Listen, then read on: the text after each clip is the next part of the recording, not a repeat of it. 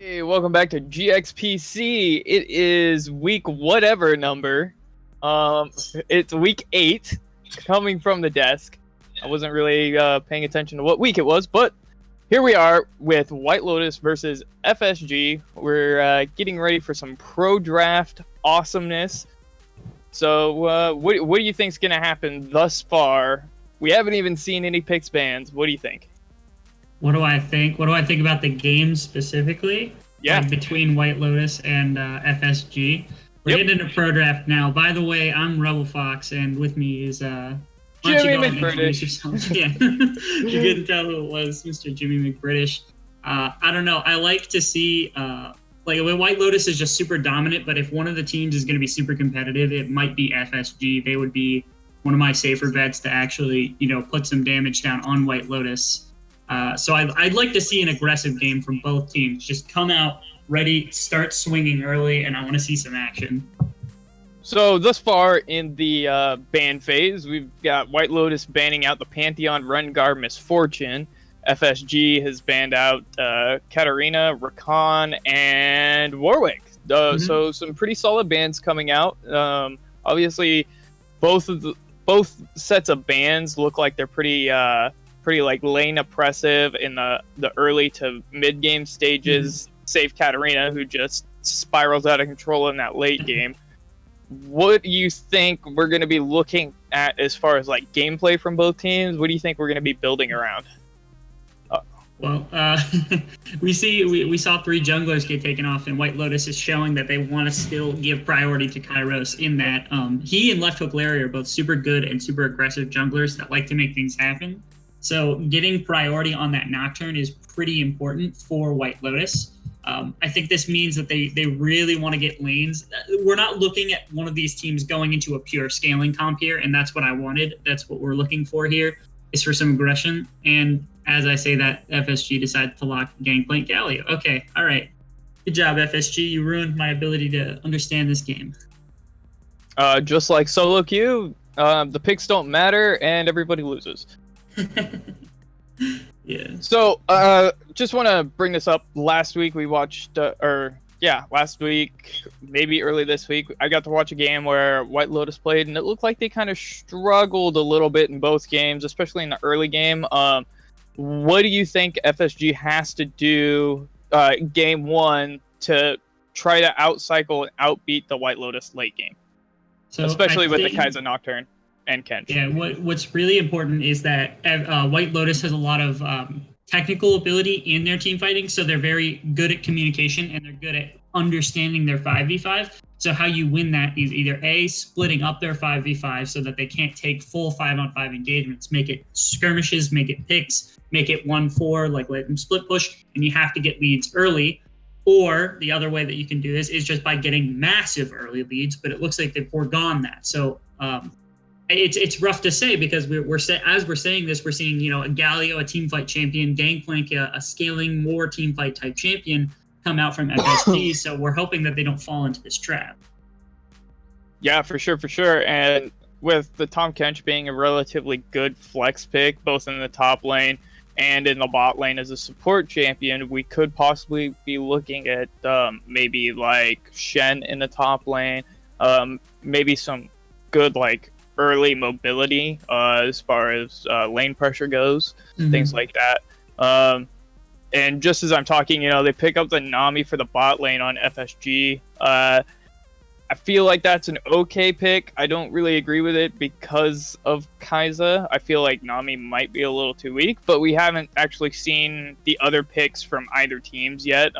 However, we're getting the Urgot ban out early, or late, I should say, on FSG, so they obviously don't want to have to deal with that. Yeah. And the Varus ban. All right, fair enough. Yeah, so Nami into Tahm Kench is pretty good. The two ways, or the main way that you can really take a Tahm Kench out of a game is with displacement, because even if he eats somebody, placing him means that other person still has to get away afterwards, which is difficult to do. So a Nami bubble, a Nami wave, things like that are very difficult for Tahm Kench and his target to deal with, because it still affects them even when they're in his belly and not taking damage. The other thing is that being that ranged healer kind of poke supporty, as some people would call it, an e-girl support, it makes Tahm Kench's life a little bit more difficult in that bot lane. So it looks like maybe they want to try to play around bot lane in this one. Yeah, and it looks like what FSG is thinking is Tahm Kench is actually going to be the support, because they did take the Scion and Urgot away from the top lane on White Lotus. But White Lotus respond with the 2 ADC, technically 3 ADC ban with the MF, Varus, and Lucian. So not a lot of options in that bot lane. You got Tristana, Jinx, Ashe, Caitlyn. Twitch. That's really Twitch. So the Volibear pickup is pretty good. I feel like there's a lot of flex in the FSG roster for just like jungle top kind of stuff. We do actually see White Lotus pick up the Swain. They haven't technically locked it in yet. I don't agree with it. I wouldn't do it personally, but that's all them. Yeah, we haven't seen Volibear in a while. That's a pretty cool one to see. Ever since they gave him that change where his E is a small knockback, he, for a very short time, was a really good counter to Zac. You could knock him out of his E, things like that. Volibear has some strength to him in a lot of ways. His clear is relatively, it's high health and it's pretty fast. His ganking is really, really good. So I want to see what this Volibear looks like in the hands of Left Hook Larry.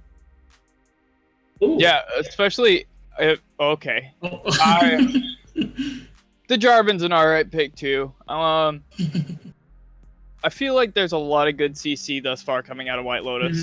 You've got the Nocturne Fear along with his ultimate.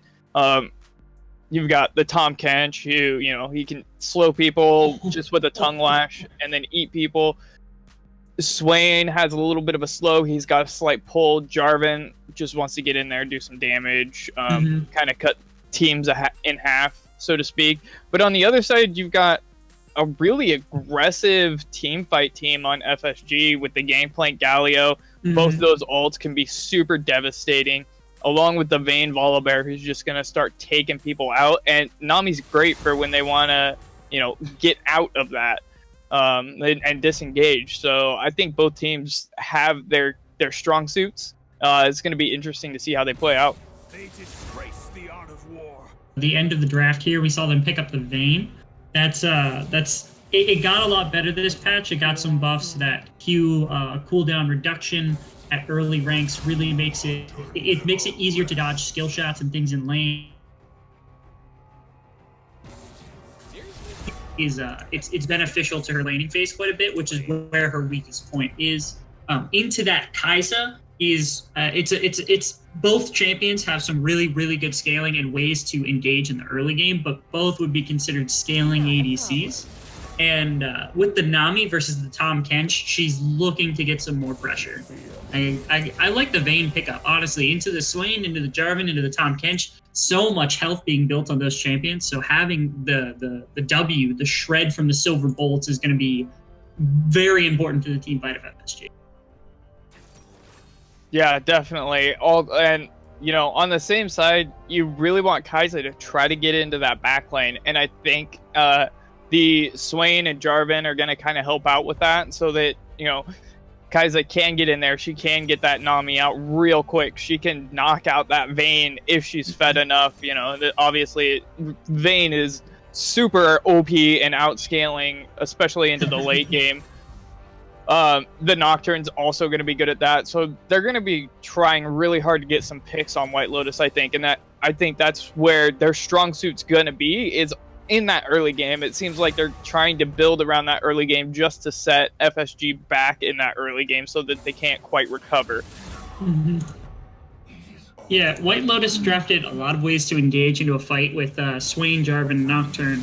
And so even in the early game, when they aren't particularly in... I didn't even realize that. It looks like a Swain top lane and a Jarvan mid, not a Jarvan top and a Swain mid. That is quite an important distinction between the two. Yeah, that is. I didn't even realize that. I just assumed Jarvan was going in the jungle. Totally spaced Nocturne. You see a Nocturne, you're like, oh, cool, emo boy, whatever. But yeah, that'd be interesting game, especially going in against the Galio. I'm assuming is going to be the mid lane on FSG. So I feel like the early pressure is really going to be in White Lotus's favor. Yeah, I mean, with Jarvan does quite a bit of damage and CC in himself. So having that champion mid lane and letting him go to bot side is going to be really important. He can probably push in the Galio with his Q at early rank. So his roam ability, he's essentially just an assassin. I don't know if he'll build like an assassin, but he can definitely play like one and roam on the Galio early to try to get the Kai'Sa ahead. That I think is going to be the distinction in this game. How Jarvan and Galio interact and how those two can go and assist the bot lane is going to determine who wins this game, in my opinion. Yeah, and I would almost say as much for the bot lane itself with the Tahm Kench Kai'Sa. If Tahm Kench can ult into that mid lane and knock out a Galio real quick, take that tower because nobody's there to try to defend it. Obviously, you have to wait for Volibear to get there. I think that's going to be a really good thing too. Just seeing the amount of total map pressure that White Lotus is going to have in the mid to late game, a little bit in the early game for some roams, but that mid to late game, I think, is where we're going to see them really shine. Yeah. Man, the one thing that I'm a little worried about is that Jarvan is very heavily countered by Vayne. I've played a ton of Jarvan in my life, and in mid lane, top lane, jungle, he's been pretty meta for the entire time I've been playing. And the one champion that just hard counters Jarvan to no end is Vayne, because you try to alter, she eats you into your own wall, and no damage goes off on her. So she just gets to pin you instantly with no damage to her, and that's an insta 1v1 that she won, which is a frustrating thing as the Jarvan to do. So I'm interested in how Fuji plays this mid lane and how he plays, especially into Galio, because he has kill pressure. He does, and if the Galio doesn't respect it, he can die to the Jarvan very early. I thought this game was going to be determined by junglers from the Nocturne and from the Volibear pick, but now really it's going to come down to mid lane, I think, and it's going to be great. I can't wait to see what the Jarvan mid lane does. Yeah, and just to point out, Galio also does have teleport. So they've got 2 teleports on the team. Plus, Galio does have his ult. I know it's not completely global, I don't believe. It's more or less like a Ziggs ult where you have to be within such a range, kind of like Kench. But that still is a lot of map pressure, you have to look out for those Galio ults, which can be really devastating in that bot lane or the top lane. Along with the TP, he can ult in somewhere, do what he needs to do, TP back to lane, and not really miss much CS for whatever gains he's getting, So I think that's going to be another thing to kind of look out for. It's honestly, it's a big toss-up. I've seen stranger things, but both these teams feel like really solid teams, and they've done a really good job of trying to counter each other out. Yeah. So who do you think wins this game? You don't necessarily have to get into it really deep. We're going to start soon, but which team do you think has the edge in this one? I'm going to give it to White Lotus. I've watched both teams play. I just feel like White Lotus has a stronger team game. Mm-hmm. Yeah, I have to agree. White Lotus is almost definitely the better team, but in personally, actually from what I see in the draft, I really, really like the draft from FSG. I like this draft a lot. I'm excited to see how it plays. All right, on that note, we're going to take a little bit of a break for the ad, so sit back, enjoy, and relax. I'm Seth, and I own and operate Games XP in Decorah, Iowa. Games XP is a geek paradise. We carry everything from Pong and Atari all the way to Xbox One and PS4, and all the games that would go with those consoles as well. We also carry a ton of movies. We have handheld games. We have Magic the Gathering, Yu-Gi-Oh!, Pokemon. We have D&D and Pathfinder. We carry Warhammer 40K. We have a vintage Star Wars selection. This place is great. My wife and I have had 6 kids, and they fun to work with here at the store. They run the store as much as I do.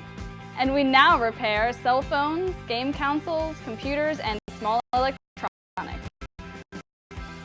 Our store is instant fun. Now, is there cool music and cool stuff to look at? We have a game room. It's so much fun. It's to play, and you just plug in your game system and enjoy life. The Game XP motto is bridge to kids through our products, people, and a place to play. So you have got to come to Decorah, Iowa, and check out Games XP and experience this geek gaming paradise.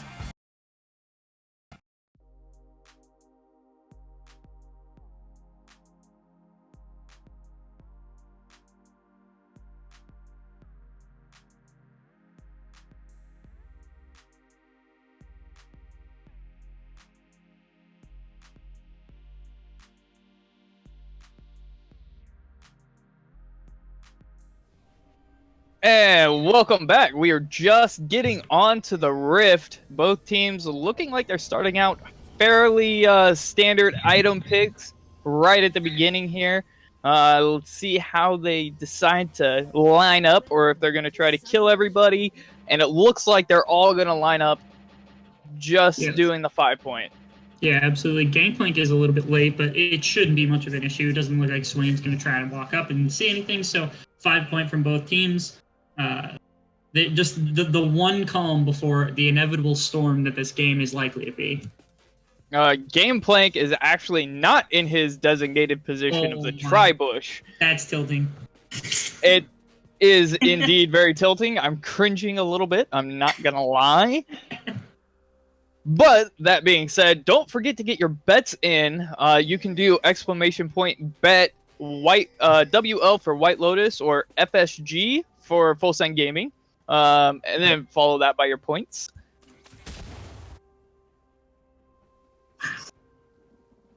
And we're getting something from the desk of 85% White Lotus and the rest for FSG. My goodness, very one-sided. I mean, just the pedigree that White Lotus has coming into this game, it doesn't shock me that that's the case, but maybe this league, I mean, after seeing the Diana jungle, after seeing all these different picks that we've had over the course of the split, maybe the troll Jarvan mid just isn't enough to dissuade the audience.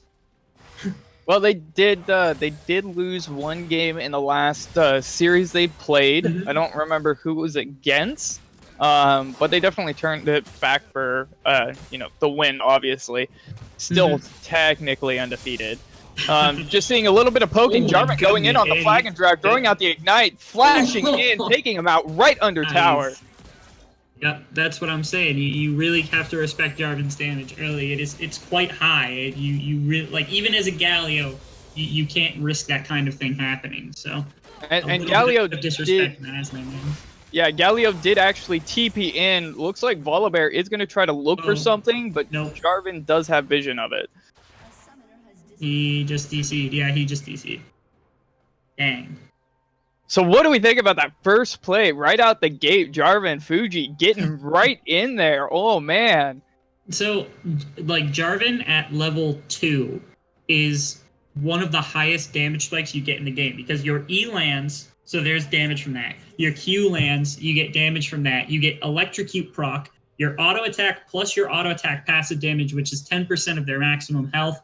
And you get an attack speed buff on top of that after all of that damage comes through. It's a lot of damage that you don't account for at level 2. So you have to be very careful when you're playing against one not in the jungle. And so I guess maybe Aslan Man just didn't realize, hey, he's going to hit level 2 first. But great job by Fuji getting in and playing immediately. Left Hook Larry is having some connection issues right now. That's why we're in pause. Just so everybody is updated, if you can see or if you can't see, just to let everybody know. Yeah, and I think going into that play there, I think Fuji underestimated the amount of damage that he did, burning both Flash and Ignite to secure that kill. Little early in the game to be doing that. We're 2.5 minutes in. But, it paid off, I guess. You get the first blood on Jarvan, so you don't have to worry about bot lane screwing it up somehow. Yeah, interesting thing also is that Aslan Man on the Galio started Dark Seal and Refillable Pot instead of going for either the Doran's Ring or going for the Corrupting Pot, both of which tend to be pretty good starts for a Galio. So it's interesting for him to play that the Dark Seal start and still be so disrespectful of that early damage. Other than that, all the other lanes, I think we got a little bit of prior. I think they got level 2 early on White Lotus's side, and so when they walked up, they're pressuring the Vayne off the wave. But other than that, I mean, we're not super far into the game, but the lanes seem pretty close. We do see Kairos up in that top side there. He is taking the Krugs away from Left Hook Larry, which that's a lot of gold. It's not much in terms of experience, but it's a lot of gold that will be drained away from Larry. And we're getting back into the game here. Yes. Nothing super exciting happening thus far, just a little bit of pokes. I love the fact that Gangplank has watermelons, his pool party skin. That's nice. Yeah, absolutely. This year there have been a lot of good and bad things to come out of this year, but skins are definitely one of the good ones. There's so many good skins that came out this year. It's really enjoyable to see. Yeah, and we can see Nocturne rooting around up on top there. Gangplank obviously does have the vision of him, but Nocturne is looking like he's going to try to come down into the middle for a gank. Meanwhile, in the bot lane, Kai'Sa and Tahm Kench are doing a really good job pressuring into that turret. Back into the top lane, Freshburger really doing some damage onto Memento. And here we see both jungles going at it at level 3. Volibear is actually going to proc his Shockwave. A little bit of poke damage saying this is mine. Meanwhile, back in the mid lane, Fuji dishing it back out to Aslan Man. Just saying, hey, this is my lane now. You can't have it. Yeah, absolutely. We're with the addition of that. Can't remember what they're called. The Biscuits of Everlasting Life. It just gives him, with the Corrupting Pot, so much sustain in that lane. Oh, but we got Left Hook Larry on the blue side blue buff, actually looking like he's going to take down the Nocturne there. Both players burning their flashes for that. Yeah. Kairos, just a little bit of disrespect for the Volibear, who just has a little bit of a better clear in terms of health and mana. So great job by Left Hook Larry exploiting that fact in this early game. Yeah, definitely need to be paying attention, but we see Jarvan going in with another Dragon Flag, and Galio is actually taking a decent amount of this damage and not really losing much for it. The exchange has been pretty well so far for him. Mm-hmm. Power of the Dark Seal is that, of course, you get that additional healing from that refillable pot, so there is a benefit.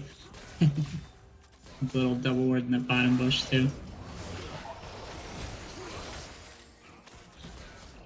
Just good old-fashioned CSing. I like it.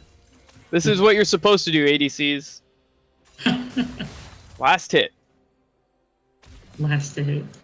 Last hit. Vayne's not doing such a great job of last hitting for some reason. I don't know. I mean, the pressure from a Tahm Kench and from a Kai'Sa is a little bit difficult. I think that might be a little bit on the I'm going to cut you off here. Here in the top lane, we do see a gank. And it looks like Freshburger's going to get away from that one.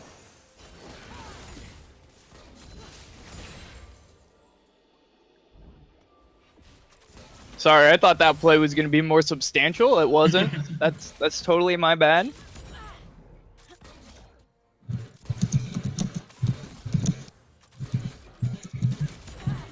And I'm actually getting confirmation via Twitch that it is Flag and Drag, not Dragon Flag. I probably messed that up in the heat of the moment there. Sorry. Unforgivable. Yep. That's it. I'm done casting. Yeah.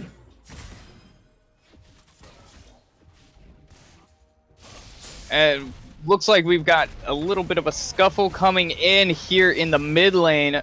Volibear is coming in, but the damage put onto both champions wasn't really enough to warrant the continuation of that gank. Alright. What's going on in terms of itemization? I don't think we haven't gotten much in terms of first backs yet in itemization, but we do see the Jarvan going for the early Tiamat. which is right to do because obviously he's going that AD, that Assassin Jarvan-esque build. So he wants to push into the Galio so he can get that advantage so he can roam faster. Yeah, for sure. Yeah. And then a lot of good CSing coming out from the top lane. We see Freshburger at 51. That's pretty impressive. Jarvan and Kai'Sa next to that in almost their 60s. So Yeah. doing pretty good White Lotus side for CS. Yeah, they're doing really good. They drafted, I would say, at least moderately, if not decently stronger lanes, basically across the board. So having that advantage lets you get that. Karios getting a little ambitious again in Left Hook Larry's jungle there. Left Hook Larry pretty much is owning the map, especially if we look at the vision on the map. But in the top lane, we've got Gangplank going in onto Swain. Swain is going to pop his ultimate. Memento does take the whole brunt of that shockwave there and goes down. Wow. Yeah, there's not a lot you can do. He was just mispositioned. He was a little far up in the lane, so makes it difficult for you to get away from that Swain with the movement speed buff from his ultimate. So kind of sad, but again, the FSG side was kind of designed to scale more than it was designed to win in the early game. You just don't want to give up advantages like that, so that's a shame. Daydreams trying to stop the back. Good try, buddy. Good try. Valiant attempt. Yeah. Fish on fish violence doesn't belong in this league. Yeah. Fish lives matter, people. Fish lives matter, everybody. Let's get some fish lives matter in the Twitch chat. How about that? Show some respect for the Nami that got her back off. Yeah. Yeah.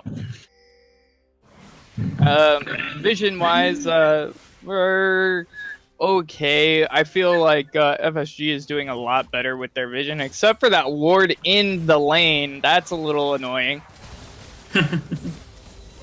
Yes. Must have been a misclick. But we do have Volibear coming in onto the Gangplank, but Nocturne is here too. A lot of damage being dished out. And Volibear taking a substantial amount from Freshburger. Freshburger is actually going to go down to the smite, though. Freshburger also doing a substantial amount of damage to the Nocturne, but Gangplank is ultimately going to pick it up. Jarvan does come up, but not without a little bit of a chilling smite there. He is going to try to defend the tower. Volibear is going to go in, does throw the flip, but Galio throwing his ultimate down, not for anything, though, because Jarvan actually flag and drags away. Galio continuing to push it out right there with GP. Yeah.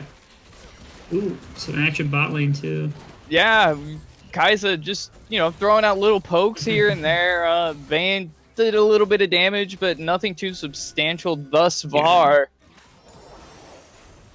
Yeah. Nocturne looking like he was going to try to stop the back in the Galio there in that top top river bush. Oh, but down here in the bot lane, Vayne taking a substantial amount of damage from the Kai'Sa.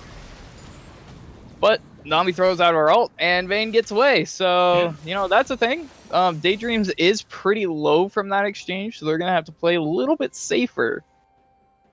Yeah, the Ignite was burned in that little exchange. It was for the heal and the exhaust, which is unfortunate. But that means that the kill pressure from Kai'Sa and from Tahm Kench is going to be lower. They still have sustain with the Nami, so not too much to worry about, but that CS lead you were talking about in that early game, just little by little, is stacking up.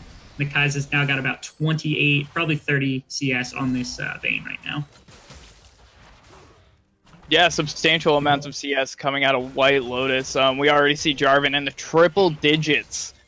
But here in the bot river here, we've got all the bot lane and Jarvan going in onto the bear. The bear doesn't make it, but Kai'Sa continuing to push the fight into the Vayne. Jarvan using his little ultimate there, doesn't catch anybody in it, tries to flag and drag to somebody, but also misses that as well.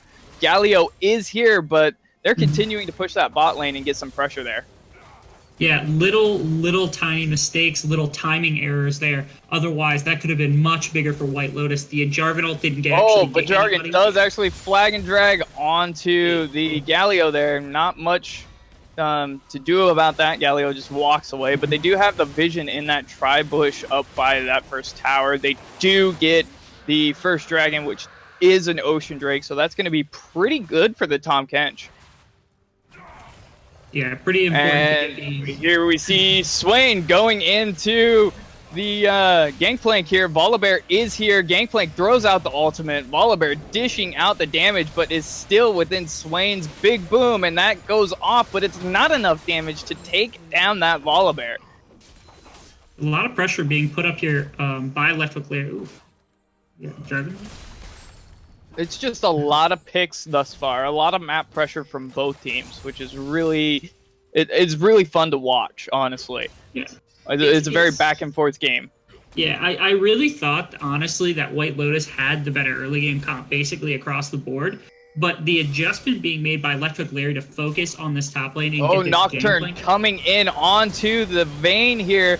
Nami does throw out her big wave, but to little to no avail. Oh my Vayne's going to have to goodness. walk away. And Nocturne is also going to get out of there and going to continue pressuring the lane. Wow, yeah, Loose Goose played that flawlessly.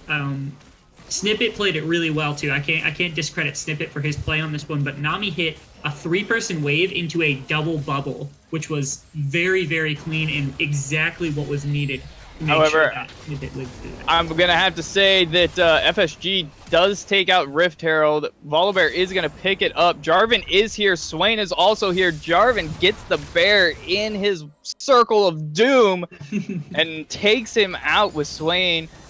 Meanwhile, in the bot lane, we've got Karios dropping right up into the tower as Kai'Sa picks it up, but a return kill from the Galio as he ults right in there.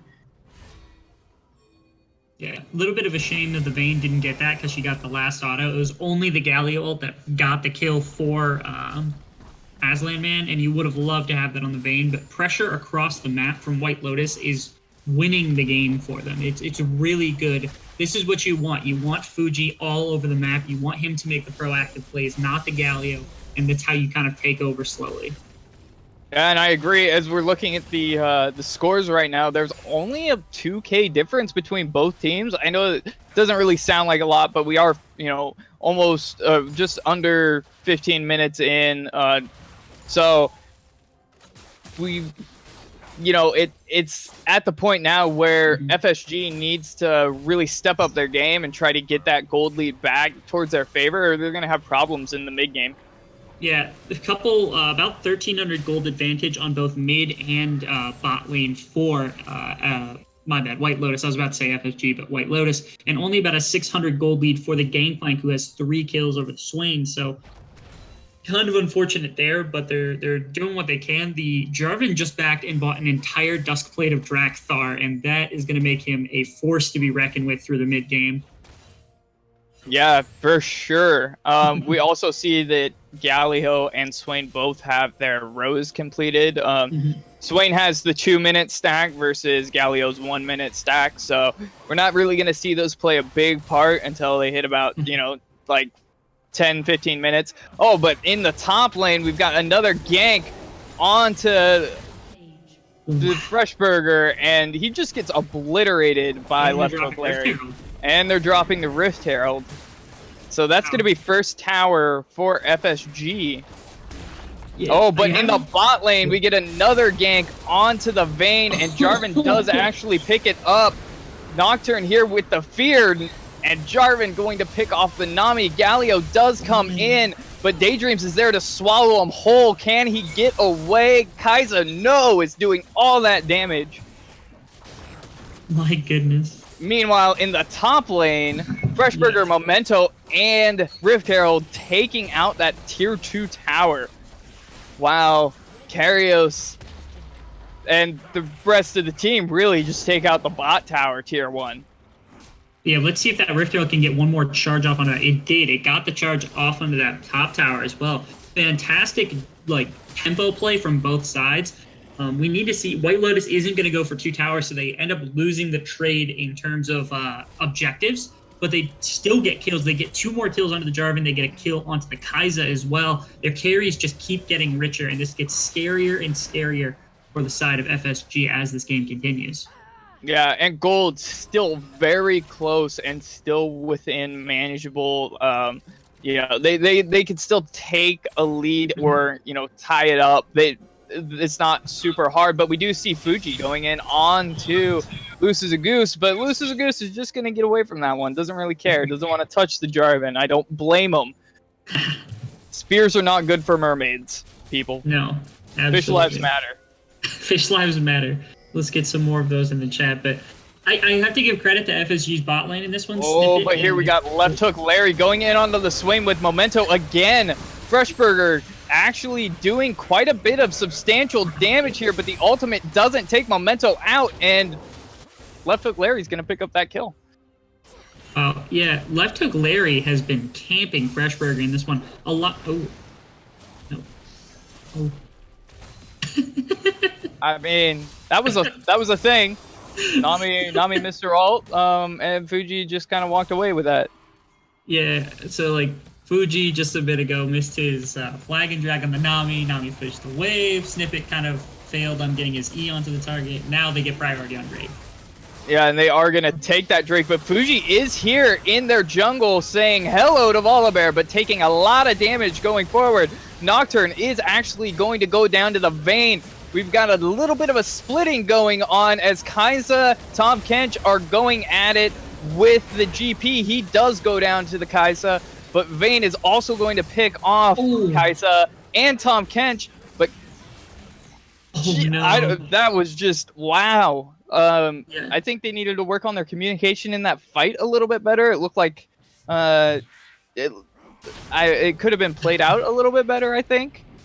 Yeah, the aggression from Fuji was good. He definitely went in a little bit early, and Kairos went deep with his ultimate, so the Jarvan ult went down in the mid fight onto the Volibear, and he still took, Fuji took quite a bit of damage from the Volibear, so he leaves. But instead of ulting onto the Volibear, Kairos goes further and tries to get onto the Vayne in the back line. And so Kairos was so overextended compared to the rest of his team, he actually didn't end up getting any support, so he went down early. And because Fuji and Kairos were both out of the fight already, you had to rely completely on Etheric and Freshburger. And so this team kind of just fell to pieces in that team fight. Really, really well played on the side of FSG. And the Vayne now has 3 more kills, getting her back into the game now.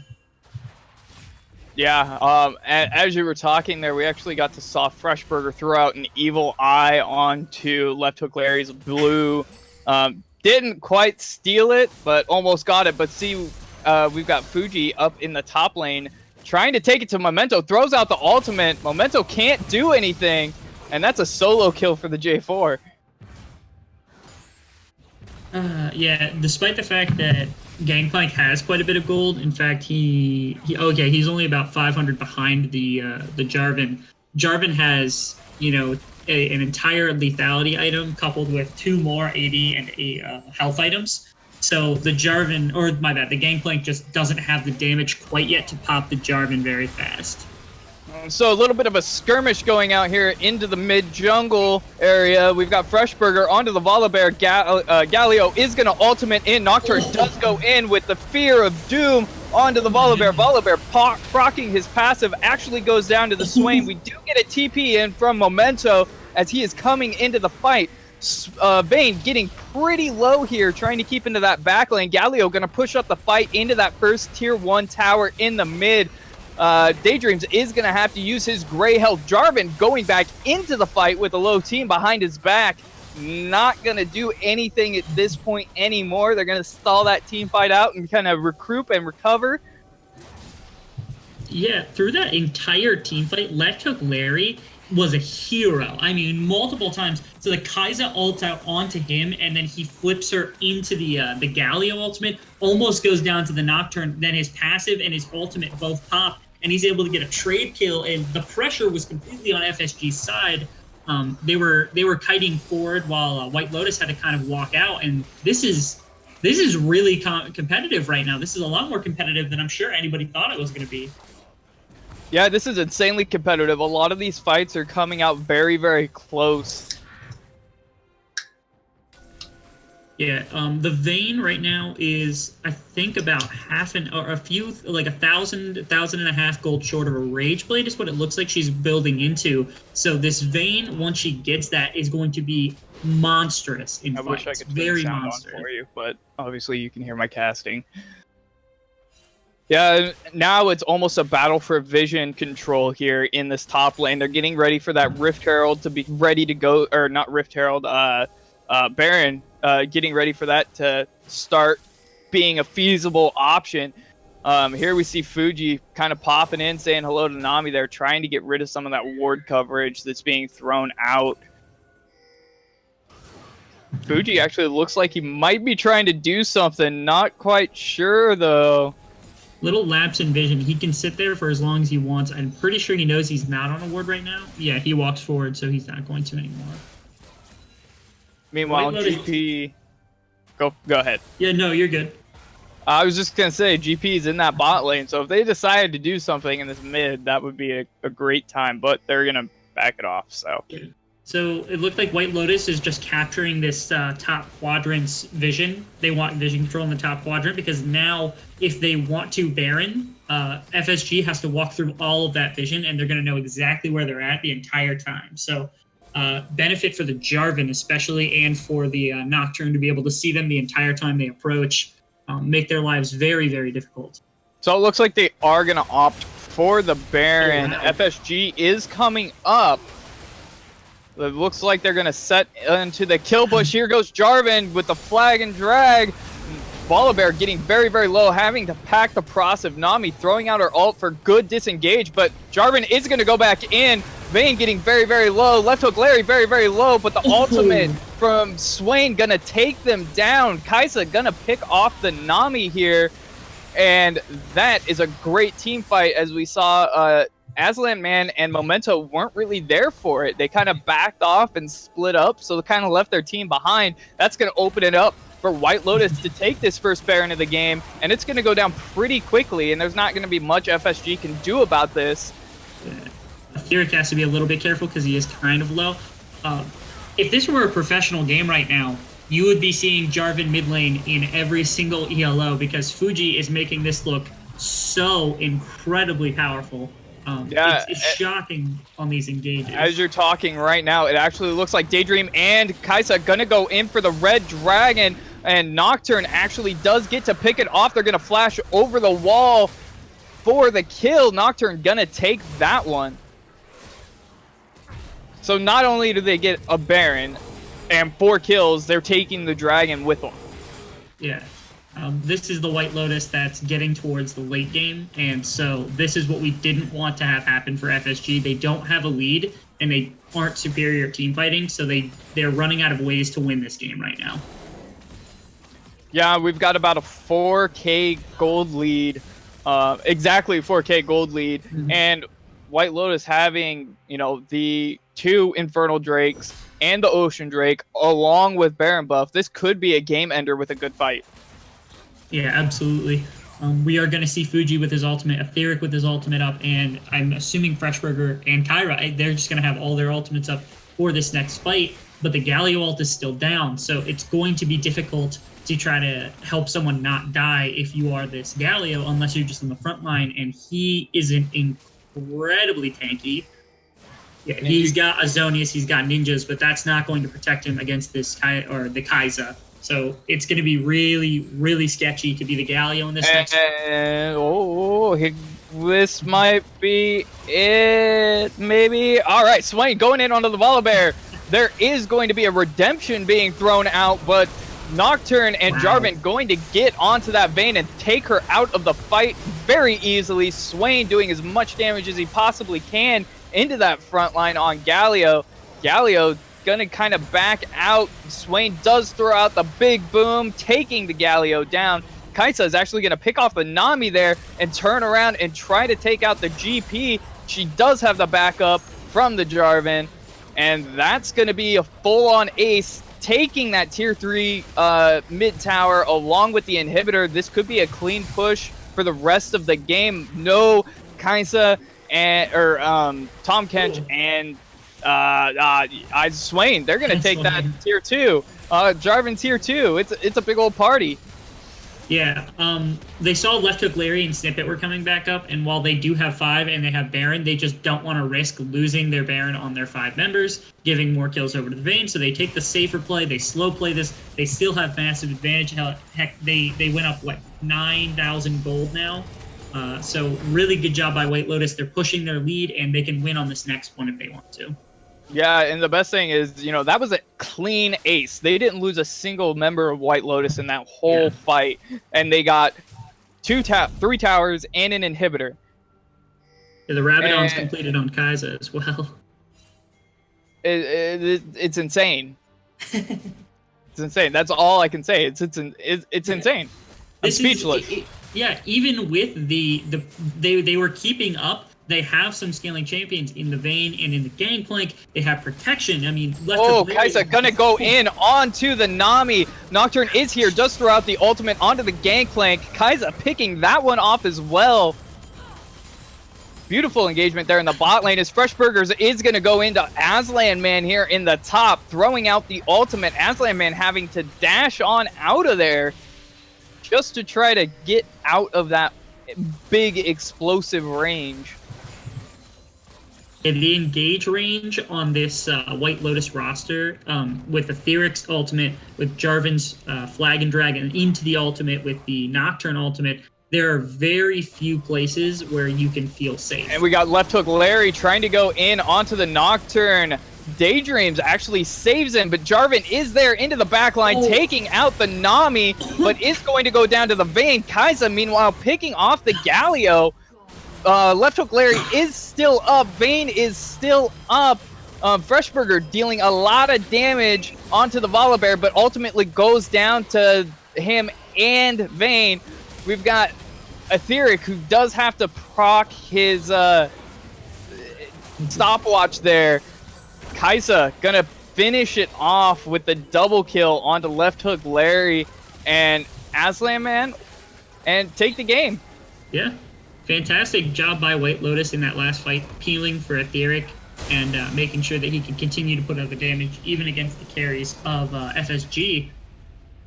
It was a good FSG. I thought they were in it for a lot of the game, and then it was like out of nowhere, White Lotus just took the game in its entirety, just took it away. It was theirs. He wasn't even here for the entire first half of the game. Yeah, beautiful game by both teams, honestly. Very much being very proactive all around the map, doing a lot of ganks in this. So looking forward getting it into game 2, but before then we're actually going to take a little bit of a break. We'll be back in just a moment.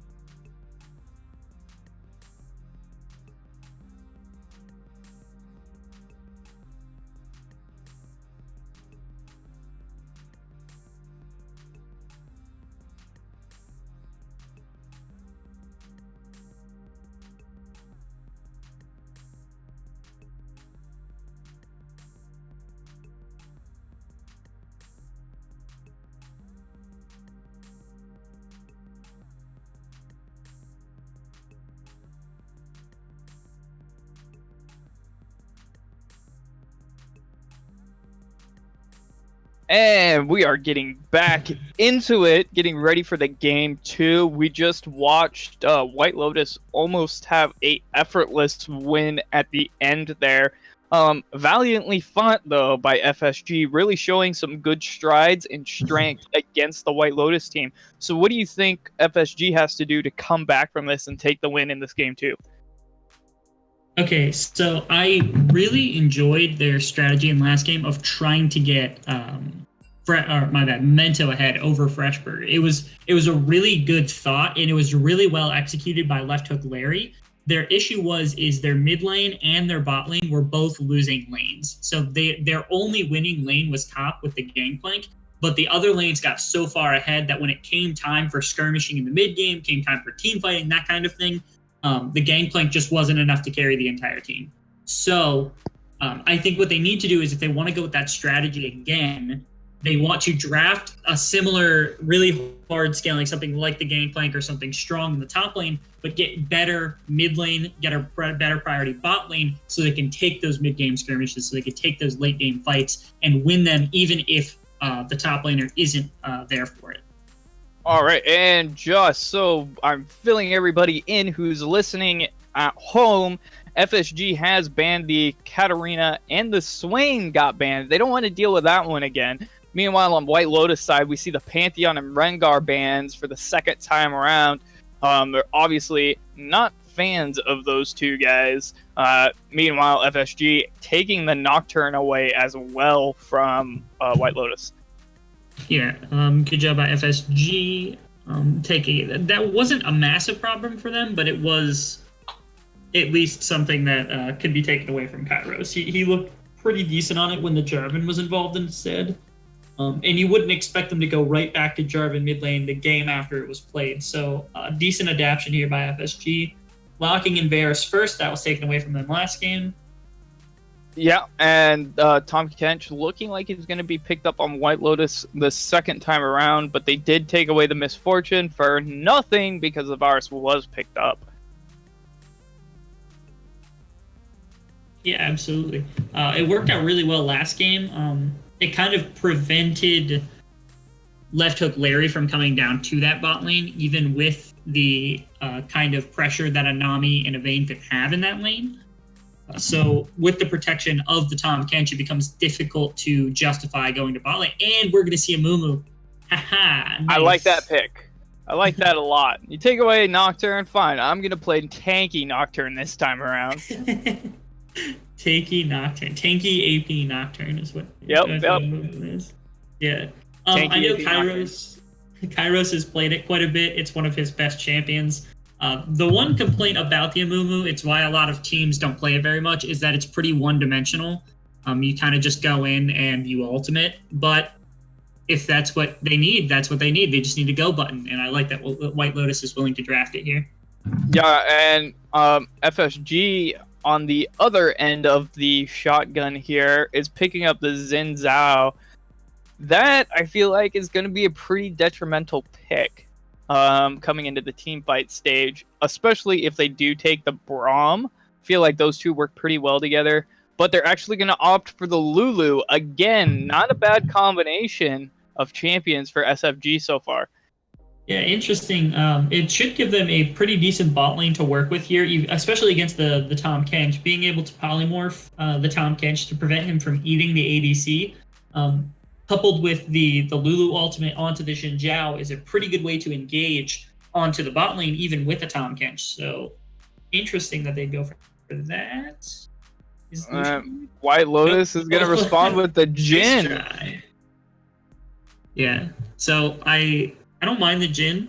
The Jin's a pretty good pick. It's going to be weak in this lane, but they expected, I think, to lose this lane anyway. So they get something comfortable that Etheric is willing to play and that gets really strong in the later game. And so Jhin is what they want. Yeah, I feel like White Lotus spot lane is more or less going to sit back, try to CS the best they can, and make sure not to screw up. In the bans, though, we do have Galio coming out on White Lotus being banned, along with what might be the Gangplank and FSG taking out Irelia Urgot. both their solo laners from both of FSG's solo laners from last game were just banned out, so they have to play 2 completely new solo lanes, which means they have to play a completely different comp from the last time that they played. Last time they do not get any champion that they played last game. Pretty interesting to see that. And then the Urgot, obviously, it's pointed towards Freshburger. He plays quite a bit of it, and Aurelia. I think that's a mid lane ban. I don't think that's a top lane ban. So that's pointed more towards Fuji. Yeah, for sure. But we do see Freshburger picking up the Aatrox possibility. I don't know if Aatrox can jungle anymore. But yeah, it's probably going to Freshburger. Yeah. I was going to say, Amumu's jungle. Never mind. I'm stupid. Don't listen to me. Flex between mid and top. Heck, we saw Fuji pull out Jarvan mid. We could see him pull out the full AP Amumu bid and do the exact same thing, but with Amumu instead of Jarvan. This is true. FSG is going to pick up the Poppy, though. Great for some disengage in the early team stage. Yeah, pretty good into, decent at least, into Aatrox. That W prevents his E from going, so it can stall him out. And then it also prevents a Mumu from bandage tossing into a team fight. So gives some ability to prevent fights there.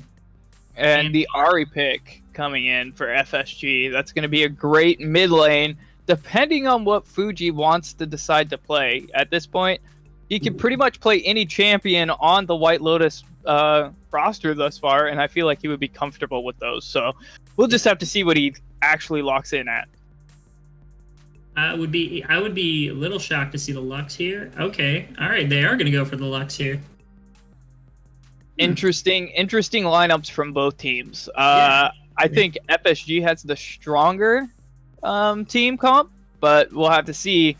Going into game 2, I'm thinking FSG takes this one, honestly.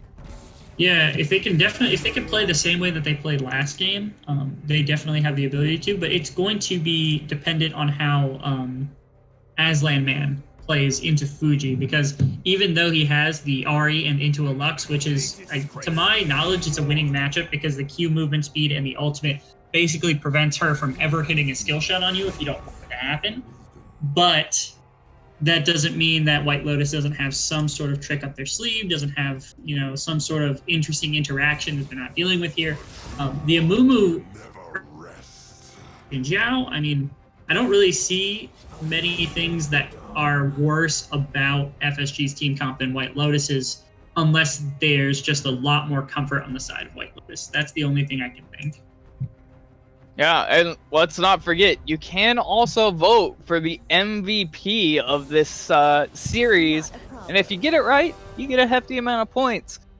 All you have to do is just hit that exclamation point and, MVP in the name, I guess.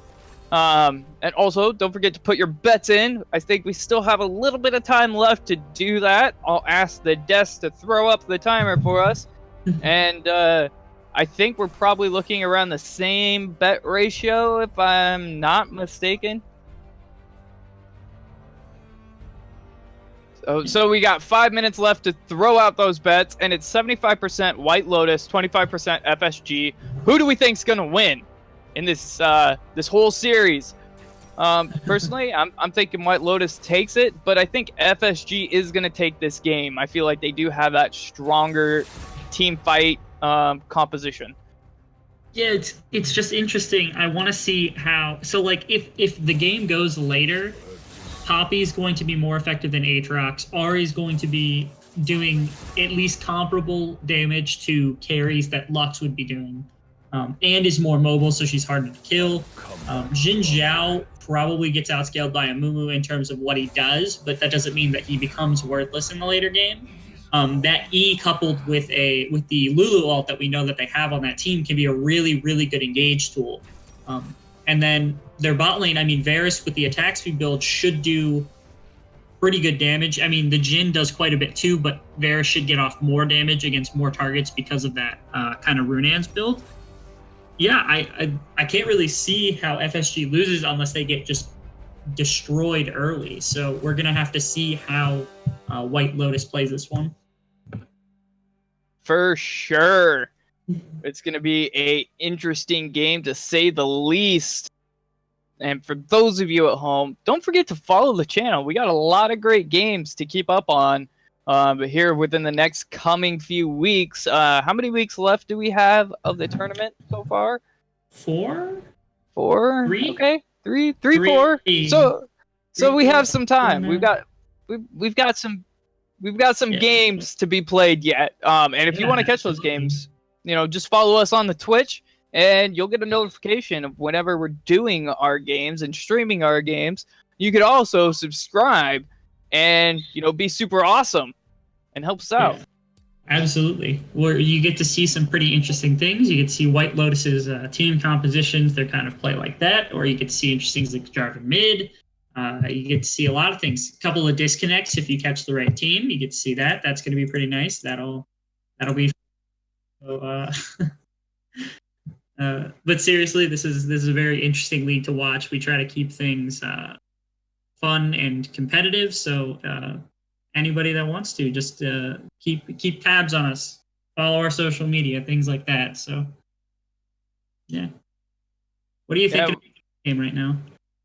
What do I think of the game right now? Yeah, tell me what you think of the game. I think it's an awesome game to watch, honestly. I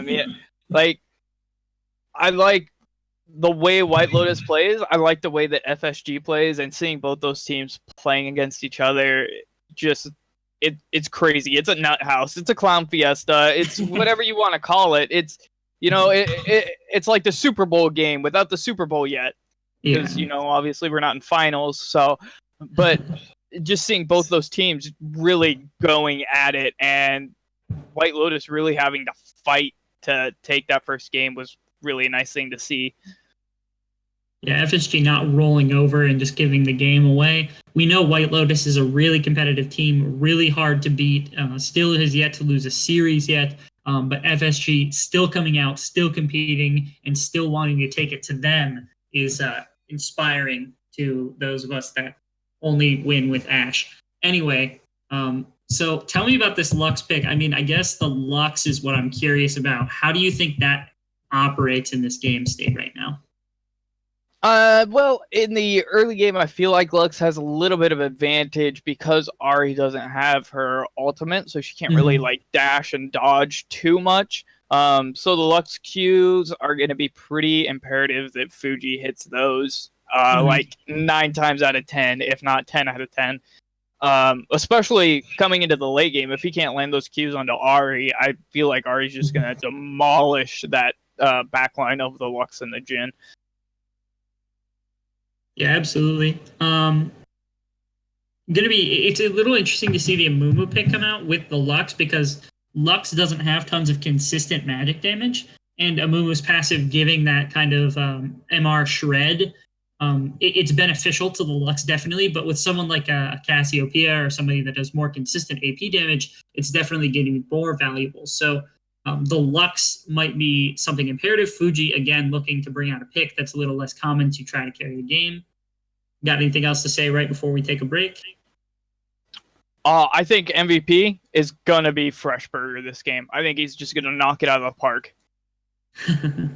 Love to see. The Aatrox definitely a strong pick. I just want to see it happen, mostly. And here we go. Roll that lovely ad. We'll be back in just a moment. My name is Torseth, and I own and operate Games XP in Decorah, Iowa. Games XP is a geek paradise. We carry everything from Pong and Atari all the way to Xbox One and PS4, and all the games that would go with those consoles as well. We also carry a ton of movies. We have handheld games. We have Magic the Gathering, Yu-Gi-Oh!, Pokemon. We have D&D and Pathfinder. We carry Warhammer 40K. We have a vintage Star Wars selection. This place is great.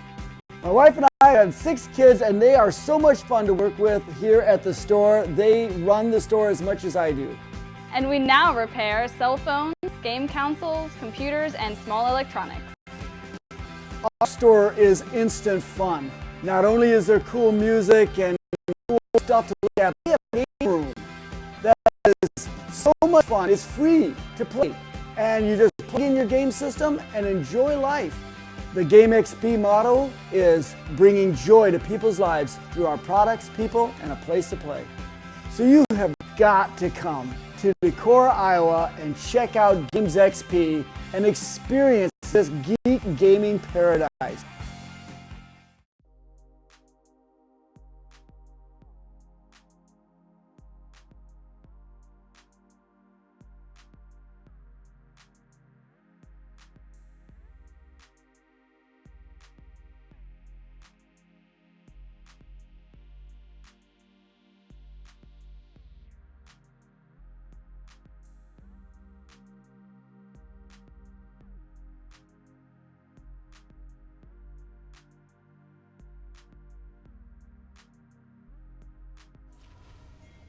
And we are back onto the Rift. White Lotus versus FSG. White Lotus taking the red side this game. Also winning that first game. So it's 1 to White Lotus and nothing for SFG. Let's see if FSG can take this win back. It looks like we're getting into the standard 5-point. Aatrox, please. Okay. All right. Thank you for that. Actually goes to his position this time. Yep. Yeah. Well, Actually, technically it would be was Poppy Memento this time. Yeah, it would be Memento in his position this time. Mm-hmm. Yeah. For Lots this of early game, cheeky just... pings. Oh, go ahead. I was just going to say, lots of cheeky pings. Everybody knows where everybody's at. We know, Jin. It's all good. Just having some fun in the early game chat, the early game stuff. So good to see the teams still be... still have they're still having fun, and that's what's important, is that you have fun in this game. Yeah, and it's great to see two teams like this be very respectful of each other. You notice there's not a lot of BM in the actual match. However, we do have Etheric throwing out a little auto attack onto left hook Larry there. Yeah, that's gonna the game's over. Left hook Larry just lost the game by taking that one off. Yeah, that's it. I mean, he just lost like 25 health. Yeah. What you do want to watch is how these junglers path towards one another.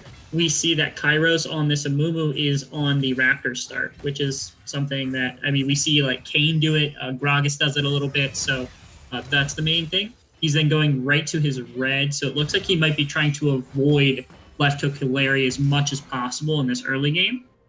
He had no information about where he was starting, other than that he hasn't gone for the bottom side scuttle. So we'll see how Kairos is able to read and avoid the Xin Zhao early, because that might be a pivotal deciding point in this game. Yeah, as we can see here, Memento is going to go in onto the Freshburger. Freshburger getting pretty low, having to try to back out of that. Meanwhile, in the mid lane, Ari dishing out some damage onto Fuji. Yeah, the advantage of having the winning solo lanes here. Last game, having the Gangplank and having the Galio were not two really strong solo laners, so having the Poppy into Aatrox, letting her put out some harass, and having the Ari into the Lux just helps them out a little bit. And here we see Sinpet doing some good damage to the Jhin, but Tahm Kench is not going to let them get anywhere with that bot lane gank from Xin. Meanwhile, in the mid lane, Aslan Man taking quite a hefty chunk of damage from Fuji in return to the last little confrontation they had.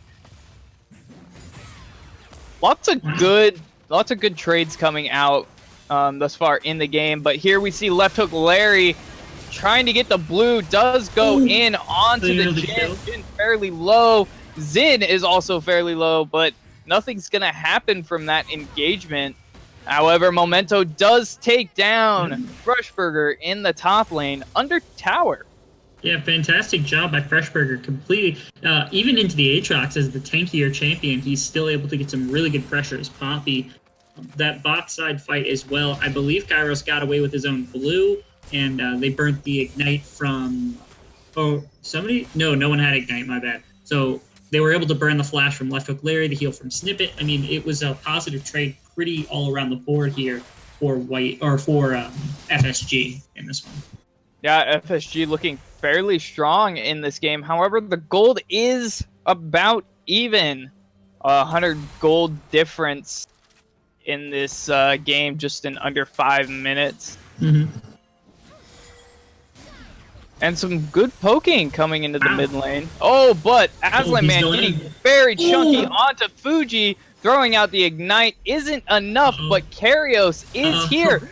He lands the rope there onto Aslan Man, but wow, Karios getting a little too overzealous as Poppy and Xin are there to, you know, remind him whose game is whose. Yeah, the Kairos thought that he had that Fuji had baited properly for him, but it turned out to be the counter bait by Aslan Man because he had the collapse from his jungler and his top laner at the same time. Upsetting if you're the Amumu because Aslan Man walked out with just a few health points. Still, good job by him on that counter gank, making sure that his mid laner had what they needed to survive that gank and try to get the counter kill.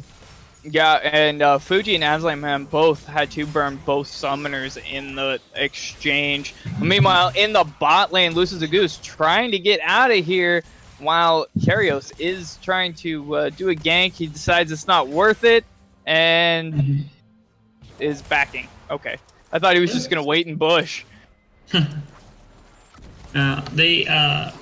Despite the fact that he's playing the jungler with less kill pressure, less kind of, river pressure, he is the one that's getting off more ganks. He is the one that's getting off more pressure. Meanwhile, in this top lane, Memento and Left Hook Larry going on to Freshburger again under the tower. Freshburger very, very low, does land the pull there and takes down Xin, but does in fact go down to the Poppy. Meanwhile, in the mid lane, Karios and Fuji putting as much as they can onto the Aslan Man, who ultimately goes down to Karios, but Karios goes down to Aslan Man. Yeah, another good gank by Kairos onto Aslan Man's Ahri.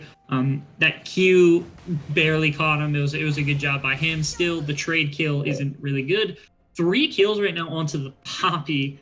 I guess it's positive because you definitely want those kills, but it's kind of a shame that they're on the Poppy instead of the Varus or the Ahri right now. But I guess you take what you can get. Memento is bullying this matchup right now. Yeah, Memento being very low in their try, but they don't have vision. Aatrox says she might be here, but Amumu doesn't want to chance it. Yeah, she's going to get away with the back.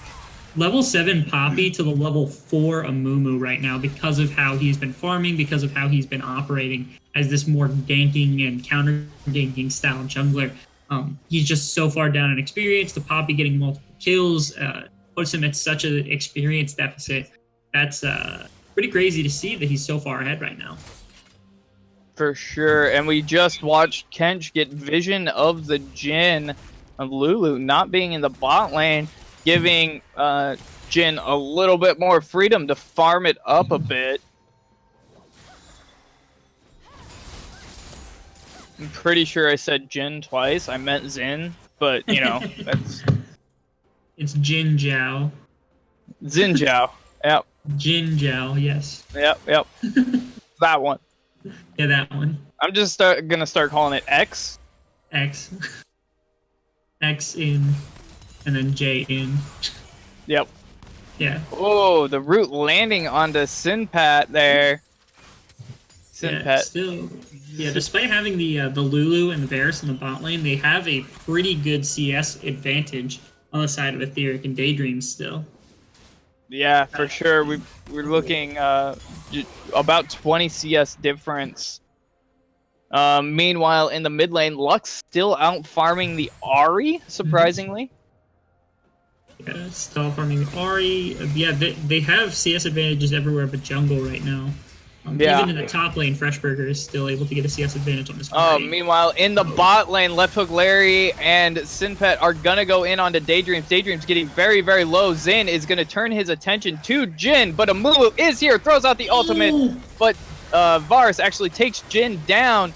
Xin Zhao doing plenty of damage to that Amumu, and Amumu having to get out via the Tahm Kench, but Tahm Kench also takes down Xin Zhao. Meanwhile, in the mid-jungle, we've got Ahri going in onto Fuji. Fuji taking quite a bit of damage, is not going to get away, and goes down.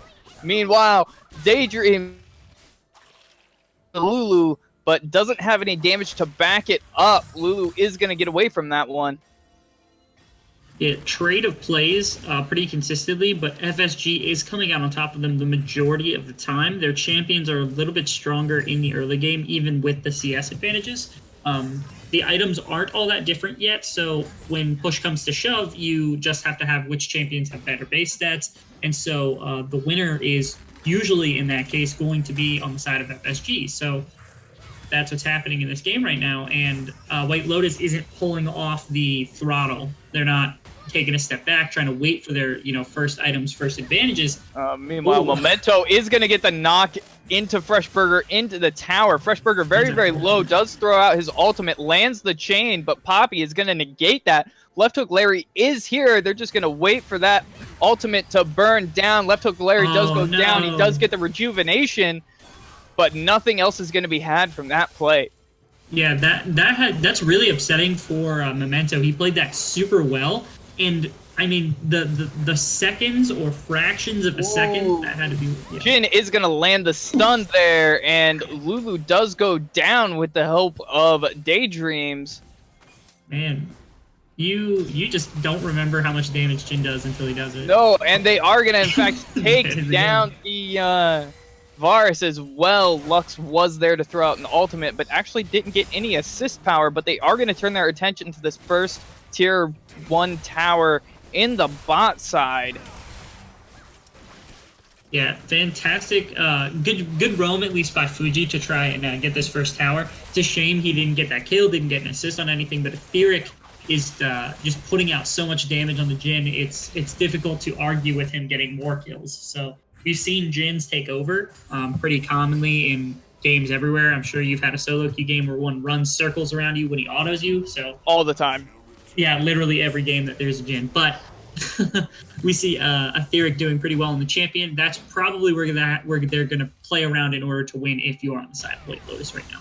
Meanwhile, we got Aslan landing a charm and a decent bit of damage onto Fuji. Fuji's going to walk away, but we do have a little bit of a jungle fight from the Mumu and a Aatrox going in onto Memento for face checking without a little ward there, and takes a little bit of damage. Yeah, just doesn't take enough. I mean, but Ari is going to land the charm onto Fuji again. Fuji having to burn the flash to get out of that, almost going down for it. Yeah, showed really good respect to the Lux there, but I don't really know if she needed to. I think Aslan Man definitely could have still gotten that kill if he had gone in. Meanwhile, we've got Karios in the top lane, does land the bandage wrap there, but not for nothing, and Memento is going to get caught up in the ultimate of Karios, as well as the hook from Aatrox not going off, so they can't secure that. But in the bot lane, we've got Xin and Lulu taking down Jin like nobody's business. Meanwhile, Tahm Kench is in the jungle minding his own business. Yeah, just plays across the map right now. Every time we see White Lotus get an advantage, we see FSG try to come back with something else on the other side. Freshburger doesn't. Memento is going to go in onto Freshburger. Freshburger does pop the ultimate. Can he get enough damage onto Memento? He does burn his revive in that fight. Meanwhile, in the bot lane, Lucius Goose, Sinpet, and Left Hook Larry trying to get some damage onto that bot lane turret. Yeah. As I was trying to point out, go ahead, yeah. My bad. As I was trying to point out, I don't think Freshburger looks as super great on this Aatrox pick. I don't know if it's miscomfort or just not comfortable with the matchup into the Poppy. What happened, Bob? Is it another thing we don't decided want to to talk burn the curtain call, I guess? I don't know. Didn't happen. It was warning shots. It's fine. Yep. Meanwhile, in the mid lane, Aslan Man going in onto the Amumu does land the charm as well as an ignite to take that kill there. Nice solo kill by Aslan Man. Yeah, little disrespect trying to keep that wave away from the tower so that Fuji could come back and farm it by Kairos. The idea is not terrible, but he didn't respect the Ahri's damage, didn't respect that she still had ignite, so he just dies because he has no magic resist.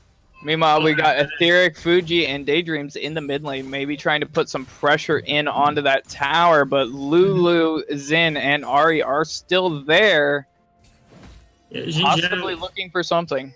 Xin Zhao with this warrior we've seen it. He blew up Etheric just on his own, essentially. So he is still not to be trifled with if you are on the side of White Lotus. So. Meanwhile, Freshburger does land the hook there onto Memento. Memento throwing out the ult, but it does miss.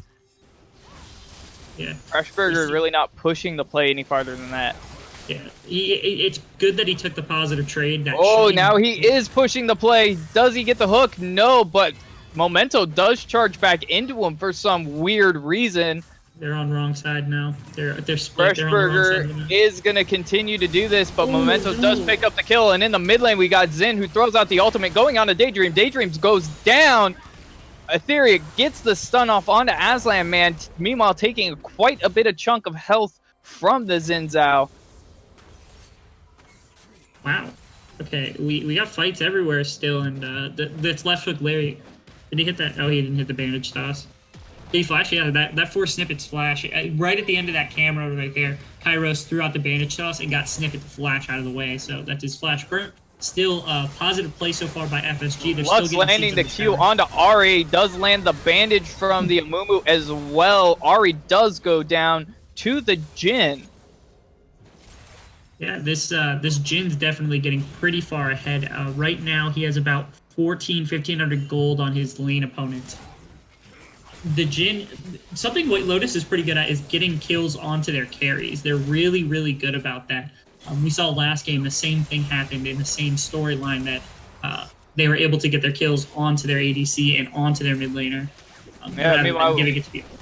We've got 4 members pushing onto the tower in the mid lane. Xin Zhao does get stunned, and again by the Jhin. Xin Zhao taking a substantial amount of damage. They're just going to have to back off of that, and they might lose the mid tower for this. Yes. I don't know. Maybe they could try to, with the Tahm Kench there, I don't think they can. Yeah, left hook Larry is about half health, so they're not even going to try to contest it. The Amumu is taking away blue. They have priority right here on the Rift Herald as well. So it's going to be interesting. Yeah, we'll have to see if they want to challenge for either the... Oh, yeah, Kairos got that. But we'll have to see if they want to contest for this Rift Herald, but they have 4 on the top side of the map. FSG has 4 on the top side of the map. We'll have to see if White Lotus wants to continue with it.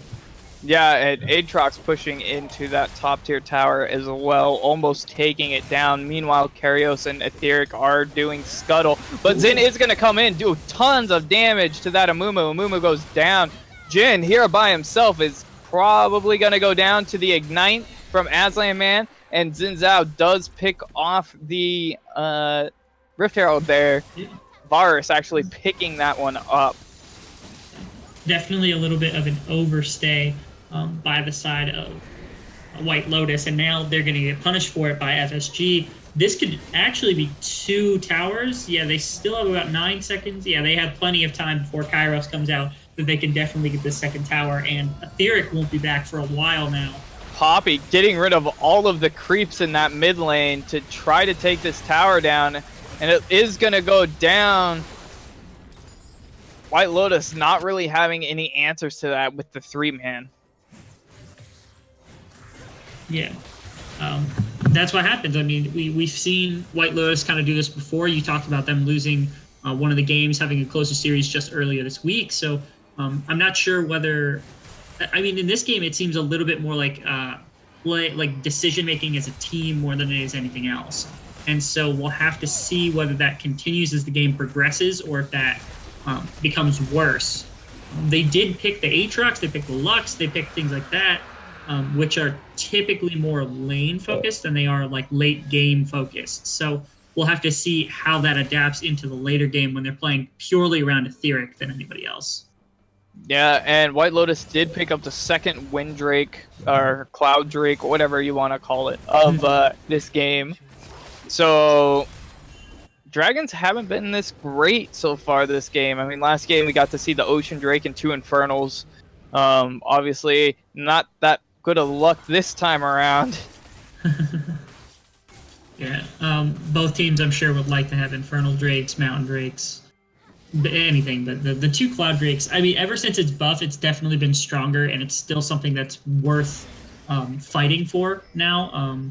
But just trading off, and it's just going to make the game more entertaining. I don't know what the next Drake is. I'm going to go peek into the pit really quick. Yeah, the next one's an Ocean Drake, so we're still not going to have any of those really heavy scaling ones anytime soon. That makes me sad. I love dragon fights. You love dragon fights? I love dragon fights Why do you love dragon fights? because they're always very, very one-sided. They're always very one-sided. So, like, one team just automatically wins. Oh. Yeah, but we do see Daydreams getting caught out for a little bit of face checking, but the rest of the team is there to try to back him up. Xin Zhao going in, getting super low goes down to the Lux. Oh. Meanwhile, in top lane, Freshburger doing what he can to try to keep this Poppy under control. Does have to pop the ultimate, but I fear this is for naught. Yeah. That's, That is a tanky Poppy. the Tanky tanky power power shot. built a Triforce. That's a Triforce Yeah, Poppy, too. and Freshburger actually having to burn his flash at the end of the ultimate. I don't know why you just wouldn't use the regenerate, but okay.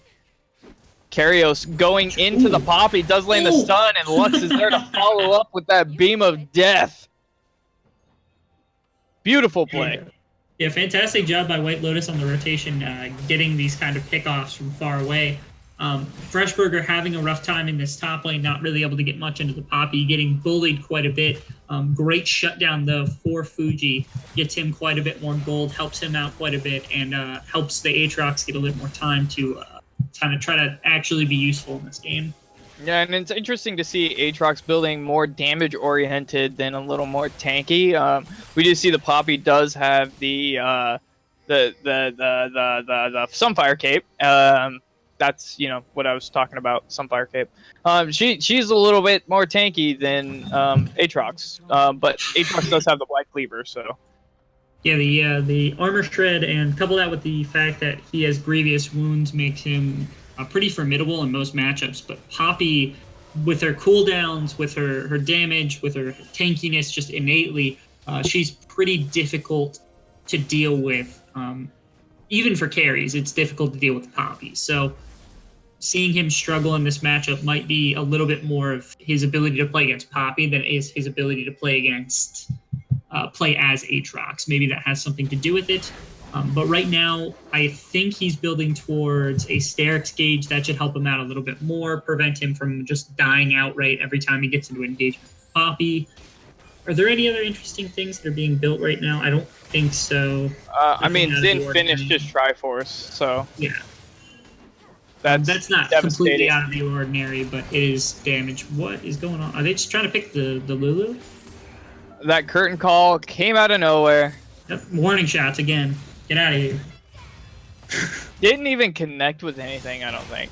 Meanwhile, we've got Daydreams getting caught out again in the jungle area, but Amumu is going to ult in there. Lux does find the Varus on that. Meanwhile, Xin is trying to find Fuji, but doesn't get away. Fuji actually takes him out. We've got Poppy going in on the Amumu, taking tons of damage and lots of CC. Is going to ultimately go down to Aatrox, and Ahri taking quite a bit of damage from the Jhin. Aatrox flanking the Ahri, doing tons of damage, and is going to take down Ahri as well. That's a double kill for Freshburger and an ace for the team, only losing Daydreams in that fight. Again, this is an advantage that was had on the side of FSG that they lose because they don't have the team fighting. They aren't the same team fighting team that White Lotus is. So in these 5v5 scenarios, they don't have enough of a fight to be able to actually win against White Lotus. And they keep challenging them anyway. It's shocking to see that they won't adapt and try to just take the fights they know they can win. Well, because of that little mishap, White Lotus does take the Baron, and Tahm Kench's Daydream actually spawned in time to still get the buff. So they have a 5-man Baron buff on the side of White Lotus. Yeah, that's really, really good. I mean, the gold swing alone was enough to make that worth it. They were down by, I think, a few thousand, and now they're up by about 1.5. So great job by White Lotus coming back. The Aatrox gets a couple more kills, gets back into this game a little bit. The Poppy may be built a little too greedily. Building that Triforce is going to help her punish the Aatrox, but in these fights isn't going to help her survive for longer, and that's kind of what they need. So feels bad, man, for Memento. He did so well in his laning phase, but building that Triforce might have hurt him in the team fighting phase. Yeah, just a little bit. Meanwhile, here in the bot side by Dragon Pit, we might get a little bit more of a scuffle as the Ocean Drake is actually up. We see Left Hook Larry go in onto Jin. Jin doing a huge amount of damage onto him. Poppy trying to follow up. Memento is actually going to go down to Daydreams, and Jin lands the curtain call at the very edge of the skill shot onto Xin Zhao. Is that the first one he's landed? I don't actually know. I know he's used it twice and missed every shot. I think it might be the first one he's hit all game. Yeah, it is. Fantastic. Meanwhile, White Lotus still trying to find a little bit more off of this play. They do get the Ocean Drake, looking like they're going to just go ahead and try to push for this tier 2 mid tower. Karios tanking the tower shot for some weird reason, decides to finally stop doing that. The longer they can stall and have these minions up for, the better. Memento and Left Hook Larry should be coming out here. I don't know if they want to push for the Oh, man. Oh, my God. Ari just gets obliterated there. And Xin Zhao is going to get into this fight. Left Hook Larry getting really low, though, and ultimately goes down to the Tahm Kench.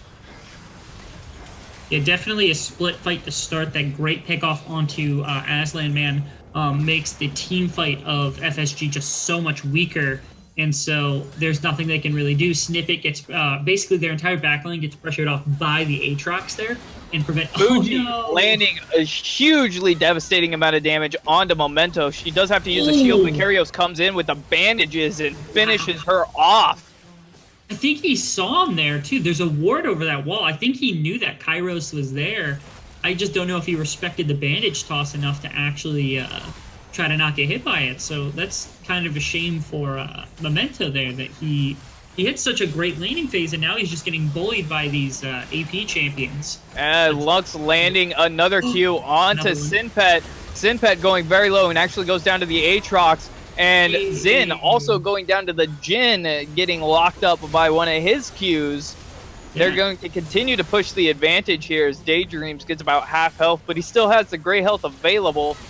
Lux throwing out an ultimate onto Ari, does land a... Wow.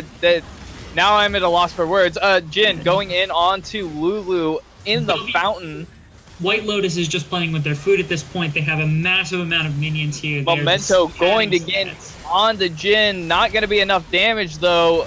Memento is going to get the Hugify from Lulu. Doesn't go down, but that is the end of the game due to Winions. Yeah, I don't know. Once again, it was another great game by FSG. Entire thing where they're competitive, and then they lose one team fight. They lose Baron. They lose little bits here and there, and then out of nowhere, White Lotus just in the game the whole time. Like, it's one big chess match that just ends with a White Lotus win, where you're just left asking what happened. Yeah, it was crazy insane, but we actually see Fuji coming in 7-1-9 with 219 CS at the end of that game, leading the gold for both teams at a good, decent 12,840. Yeah.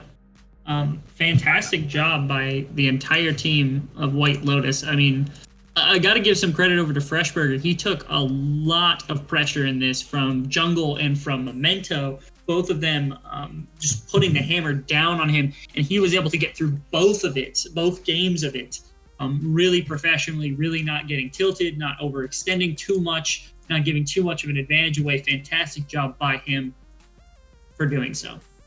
Yeah, and as we look at some of these stats here, we are going to have to pick our MVP of the series. Personally, I think I'm going to have to give my vote to Karios. I feel like he did a great job being in pretty much every team engagement that they had. In the first game, he really led the team to a good win. Aside from Fuji just kind of gets fed and spirals out of control at the end. But Karios is always there to support the team, and I feel like that's the real MVP right there. So I appreciate Kairos, and I would bring him up as an MVP also, but we will have to extend this discussion maybe a little bit, because to me, Game 1 and Game 2, a lot of what was winning even the small victories for White Lotus was Fuji, from the Jarvan getting picks from direct EQ ultimates, or from Luxus hitting those bindings and then hitting the ultimates onto that. You remember the one on the Poppy, we saw the one onto Poppy again in the later game. Doing those kind of pickoffs from that range, or doing them as the Jarvan, was what really kept them competitive with FSG until it was time to team fight. I don't know, what do you think? Do you think Kairos, or do we bring in Fuji? I think we need a third decision here. Okay. Yeah, I'm split between both. Both are great players. Both really deserve the MVP, but I think we need a tiebreaker. Okay, do you want to ask Twitch chat? What does Twitch chat think? Who do you think we should? Should we ask Kairos, or should we bring in Fuji for an interview? See if we can get anybody in there.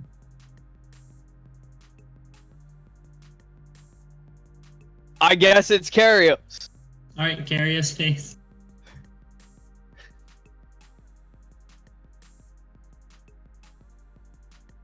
Well, the first name I saw on Twitch was, did Fuji play? And then somebody says, Freshburger says yes, and then somebody else says Karios. So Karios wins it.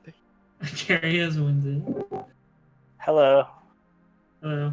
Congratulations on your 2-0. Well, I'd almost say stomp, but they were very, very close games. So we got a couple of questions for you. All right, let's fire him away.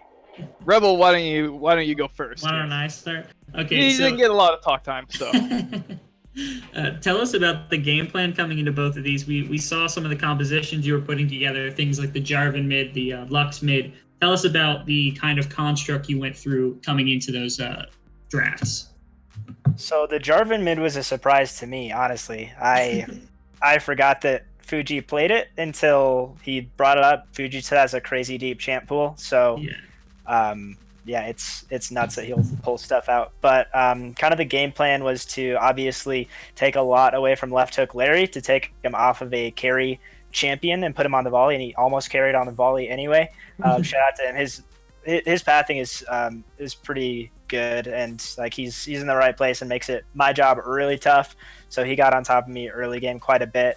But we kind of just knew that we have to play safe in the early game for both of the games, and then just get to the scaling team fights, and we team fight really well. So my job was kind of just damage control, trying to keep eyes on the jungler, and yeah, that's the supportive jungler style, I guess. And yeah, we wanted to just let our carries get into the team fights and do what they do best. Yeah. Speaking a little bit more about damage control, we saw both games where Freshburger kind of had a rough time being ganked over and over again, losing to Memento. Tell us kind of about how you kept the team together when he got to those kind of deaths, how you kept Freshburger from tilting off basically here. Well, Freshburger is actually like the least tiltable person I have ever played with on a team. He's fine as long as he knows, like, he trusts the rest of our team to be doing stuff on the rest of the map and to be getting stuff done. So when they spent a lot of time top lane in that first game, we actually picked up those 2 Infernals, I think, or 2 Mountains. We picked up a lot of Drakes. We got a lot done bot lane. So he kind of just waited it out, knew that he wouldn't be trapped in the top lane forever. So we broke him out as soon as we could. And in that last game, it's Poppy, he hasn't played against a ton, but he kind of just waited it out and then joined as a team. So Burger's a player that even if he gets behind, he's still impacting the game. Always has a CS lead whenever we look up there, even if he's getting camped, even if he's 2 kills behind. So he's just a rock up there. So big shout out to him to not get tilted, to just keep playing the game and to keep himself in it. Absolutely. Jimmy, you got any questions for him? Yeah, you got any shout outs for the night? Like, you know? Yeah, I gotta shout out my support because he DM'd me. So Daydreams, good job. Actually, the Tom Kinch though, that's probably gonna get banned for the rest of the season. But he had some really good eats, saved my life more than a few times. So he's playing very well on that champ. I think that he's an unsung hero. And then also to our coaching staff, specifically Rain, has been helping me out jungle pathing a ton. Still learning it, still implementing it. My pathing is nowhere where it needs to be, but our coaching staff is awesome, putting a ton of time in to getting us to where we need to be and to play at the level that we know we can play at. Yeah. Nice. And I got one last question, and then we're gonna wrap up here. Now that you're 13-0, right? One loss. We dropped on the series to RDE. Okay. So this was the rebound. So, still, I mean, how do you feel going into the next game? I don't know who you're playing or anything, but are you guys still feeling really confident, really looking for the win? Oh, we're playing Schism Sunday. Yeah, they're bringing everything that they have at us. So, looking forward to that game. They're obviously one of the strongest teams in the league. Has some implications for seeding come the tournament. I'm just excited for that because I know that they're bringing their best shot that they have. And yeah, not much else to say, but I'm excited for it. Playing a high quality team. I think that'll be a good test for us, and we're going to need to be playing at our best. Well, yeah, go ahead. Oh, I was just gonna say that's it. I mean, y'all got to stay tuned for the next White Lotus game against Schism coming up on Sunday. You said, like, yeah, Sunday night. I think it's 8:30. That is going to be a crazy game. I might have to do a slow-mo of that game. Can we slow down the spectator delay for, the entire game is in slow-mo. Yeah, just half speed. That would be great. First minute and a half before camps is gonna eternity. It'd be so like, boring. You want to do that? I won't watch the VOD, but if you want to put yourself, well, we'll speed that part up. That'll be normal speed. After that, we'll just drop it down. So that's going to be it for the night. Stay tuned. We've got more games coming later on this week. Obviously, we've got the game coming Sunday with the White Lotus and Schism. That's going to be a game to watch. That's top dogs versus almost top dogs looking to beat the top dogs. That's a lot of dogs. That's a lot of dogs. This is an animal-friendly stream. Fish lives matter. Dog lives matter. That's what we're here for. Totally.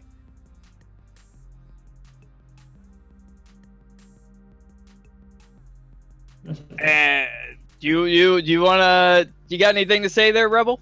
Yeah, we have a game tomorrow, NFG versus Atlas Esports. Definitely come in for that one. It's going to be another good one. Atlas, one of the newer teams to the league, still looking to play. NFG, another one of our mainstays for the league. So fantastic series. Just keep coming back. Keep supporting us. We love doing this. We love playing for you. We love casting for you. This is all we do. So please, if you enjoy it, keep coming back. We love to have you here. Yeah, make sure to hit that follow and or subscribe button. We've also got some other social media outlets at the bottom of the page. Some linkies you can click on there. If you don't know when the next game's going to be, Twitter will tell you. We also have a website that has some in-depth details into the teams themselves. But with that, I think we're going to end up signing off. Yeah. See you later, alligators.